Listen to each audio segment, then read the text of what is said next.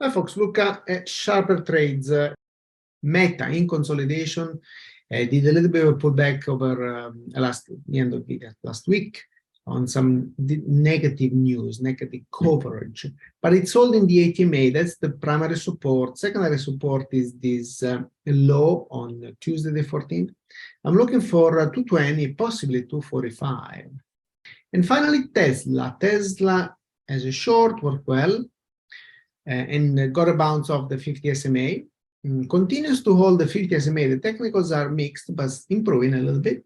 So as long as the 50 holds, this has a potential to move up. How far up? So there is a resistance here at 189, and then the next level 207. But as long as it remains above the 207 level, that's a big resistance. 207 has a level right there. So some of those lows, we're looking at the monthly chart right there.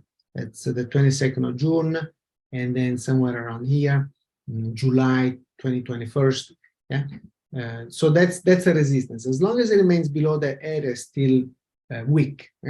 So it needs to recover the level and move up. So, but we are talking about from where it is right now, 12%,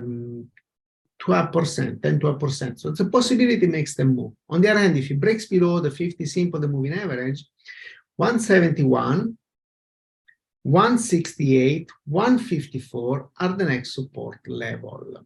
If you like what you see, post, like, comment, share, all these good things. And if there are things you like to watch, ask to comment on, please type it and let us know. All right, folks, that's it for today. Thank you for watching and good trading. See you tomorrow.